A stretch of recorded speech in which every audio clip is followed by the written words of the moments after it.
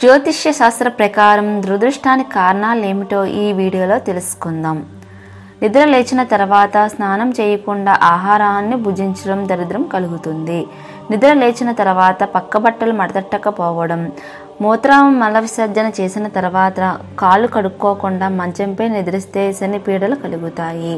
కాళ్ళు చేతులు శుభ్రపరచుకోకుండా ఇంటి లోపలికి రావడం వలన కష్టాలు వస్తాయి. చెప్పులు వేసుకుని ఇంటి లోపలికి రావడం వలన దరిద్రం కలుగుతుంది. శనివారం తలంటు స్నానం చేయకుండా ఉంటే దురదృష్టం కలుగుతుంది. తల స్నానం చేసిన వెంటనే మంచంపై నిద్రించడం వలన శనిగ్రహాల దోషాలు సంభవిస్తాయి. చిరిగిన పాత బట్టలను వేసుకోవడం, చేతిగోళ్లను పళ్ళతో కొరకడం, చుట్టు కింద మలమూత్ర విసర్జన చేయడం, ఇంటిపై కుప్ప మీద పనికిరాని చెత్తను మరియు ఇనుపను అలాగే ఉంచడం, విరిగిన వస్తువులను ఉపయోగించడం, గడపలపై కూర్చోవడం, చెప్పులు మరియు బూట్లను తలకిందులుగా ఉంచడం, ఇంట్లో తుప్పు పట్టిన పాత తాళం కప్పలను అలాగే ఉంచడం, విరిగిన దువ్వెనలతో దువ్వడం, చీపురం కాళ్ళతో తాగితే శనిగ్రహ దోషములు కలుగుతుంది. ఇంటి ఆవరణలో ఇనుపు వస్తువులను, అశుభ్రమైన వస్తువులను ఉంచితే ఆర్థిక సమస్యలు తలెత్తుతాయి. దేవాలయాల నుండి తిరిగి వచ్చిన తర్వాత కాళ్ళు కడగడం వలన దురదృష్టం కలుగుతుంది.